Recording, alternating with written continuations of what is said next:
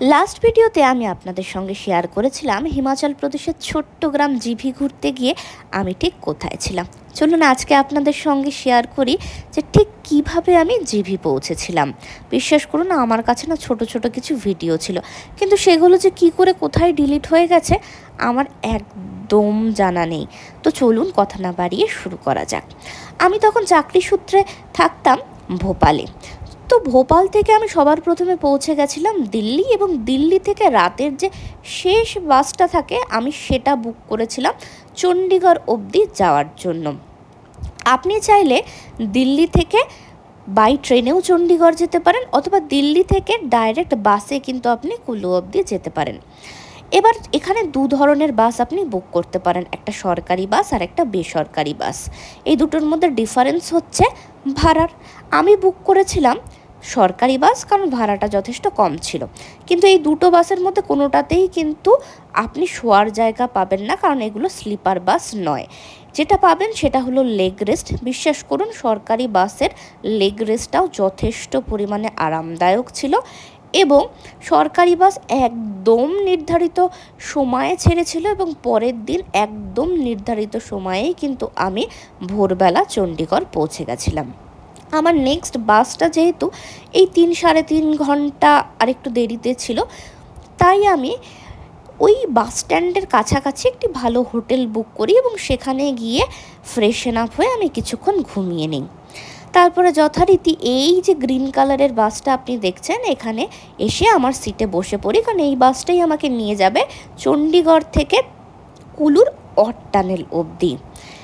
এবার একে তো গরম এতটাই বেশি, তার উপরে যেই কিনা পাহাড়ি রাস্তা শুরু হলো, স্পেশালি যখন খাদের ধার দিয়ে বাসটা যাচ্ছে, আমার তো এতটাই ভয় লাগছিল এবং বারবার মনে হচ্ছিল বাসটা যেন পড়ে না যায় খাদে।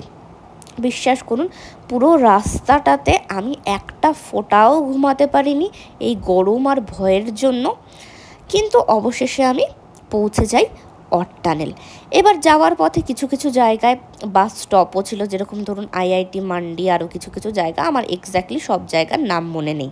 এবং যাওয়ার পথে টিফিন করার জন্য কিছু জায়গায় বাসটা থামে। সেরকমই এক জায়গা থেকে আমি অর্ডার করেছিলাম এই ভেজ ম্যাগি এবং ভেজ অমলেট। যেই ভেজ ম্যাগিতে 2 টুকরো পেঁয়াজ এবং 2 টুকরো টমেটো ছাড়া আমি আর কিচ্ছু খুঁজে পাইনি, কিন্তু দাম কিন্তু বেশ ভালোই ছিল। যাই হোক, যা নির্ধারিত সময় ছিল সেখান থেকে মোটামুটি 1.5-2 ঘন্টা দেরিতে আমি গিয়ে পৌঁছালাম অট টানেল। এবার অট টানেলে পৌঁছানোর পর সেখান থেকে আপনি তীর্থান ভ্যালি বা জিভিতে যাওয়ার 3 রকমের উপায় আছে। এক, আপনি প্রাইভেট কার বুক করে নিতে পারেন, যেটা কিনা আপনাকে একদম আপনার হোমস্টে অবধি নিয়ে যাবে। সেকেন্ড, আপনি শেয়ারিং কারে আসতে পারেন, সেটা আপনাকে এই যে গ্রিন কালারের বোর্ডটা দেখতে পাচ্ছেন যেখানে ওয়েলকাম টু হিমাচল লেখা আছে, এটা এখানে অবধি নিয়ে আসবে। এটাই জিভি মার্কেট। সেখান থেকে আপনাকে আপনার হোমস্টে পায়ে হেঁটে যেতে হবে। হোমস্টে যদি জিভিতেই থাকে, জিভি খুবই ছোট জায়গা, আপনি ইজিলি পায়ে হেঁটে চলে যেতে পারেন। তৃতীয় অপশন হচ্ছে সরকারি বাস। আমি সরকারি বাসেই এসেছিলাম, কারণ ওই টাইমে আমি সৌভাগ্যবশত একটি সরকারি বাস পেয়ে যাই।